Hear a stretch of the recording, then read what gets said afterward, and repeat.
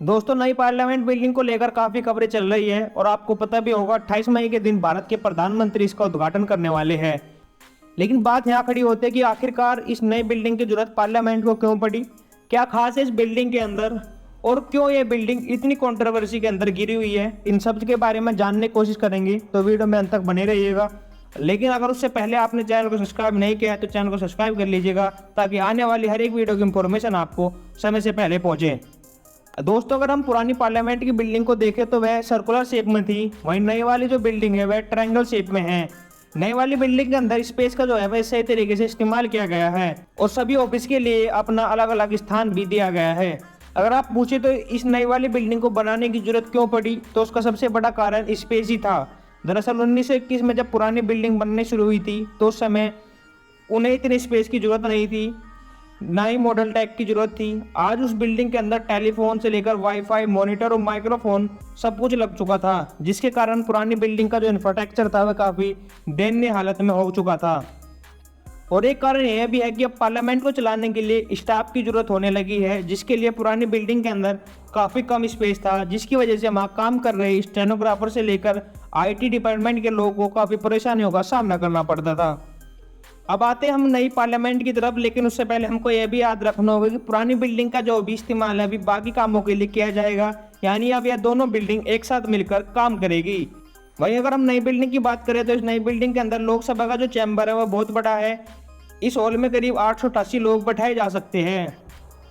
इसी के साथ साथ राज्यसभा की भी कैपेसिटी बढ़ाकर 384 कर दी गई है। यदि कभी दोनों हाउस के ज्वाइंट सेशन को बुलाना पड़ा तो लोकसभा के हॉल में 1272 लोगों की बैठने की व्यवस्था की जा सकती है। नई वाली लोकसभा है वह पिछली लोकसभा से 3 गुना ज़्यादा बड़ी मानी जा रही है तथा इसका जो डिजाइन है वह पिकॉक की थीम पर रचा गया है। जबकि अगर हम राज्यसभा की बात करें तो जैसे कि हमने आपको पहले ही बताया है, इसकी जो सीट की कैपेसिटी है वह 384 लोगों की है और इसका जो डिजाइन है वह लोटस की थीम पर डिजाइन किया गया है। इसी के साथ साथ जो ऑफिस है वह लेटेस्ट टेक्नोलॉजी पर आधारित है तथा पार्लियामेंट में लाइब्रेरी बनाने में काफ़ी खास ध्यान रखा गया है।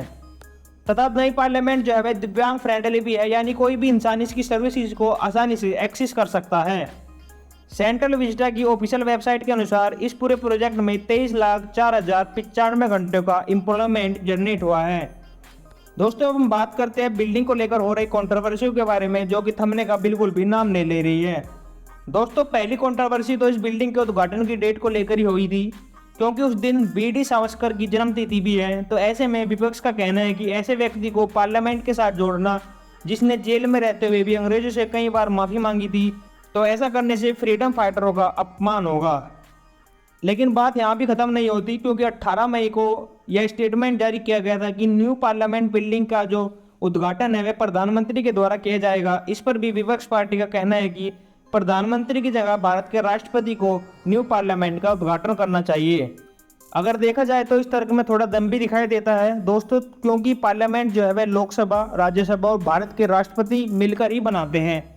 लेकिन सबसे बड़ी कंट्रोवर्सी इसके साथ जब जुड़ी थी, जब कोविड टाइम में भी इस बिल्डिंग के अंदर काम चल रहा था, तो ऐसे में उस समय भी ये सवाल खड़े हुए थे कि आखिर ऐसी कौन सी मजबूरी है कि वर्करों की हेल्थ को खतरे में रखते हुए भी कोविड के समय में इस बिल्डिंग में काम चल रहा है। और उस समय यह प्रश्न भी पूछा गया था कि आखिर इस समय इस बिल्डिंग पर जो पैसा खर्च किया जा रहा है उस पैसे को ना खर्च करके भारत की जो गवर्नमेंट है उस समय उस पैसे को वैक्सीन के लिए, ऑक्सीजन टैंक के लिए और बाकी कामों के लिए इस्तेमाल कर सकती थी। और इसी के साथ साथ जब पार्लियामेंट का टेंडर छूटा था उसमें भी विपक्ष ने आरोप लगाया था कि बिडिंग के अंदर सभी को पार्टिसिपेट नहीं करने दिया गया है। लेकिन जैसा कि आप देख सकते हैं पार्लियामेंट तो बनकर तैयार हो गई है, लेकिन लोगों का झगड़ा वही पुराना है, कोई किसी से सहमत नहीं है। लेकिन शायद लोकतंत्र इसी का नाम भी है।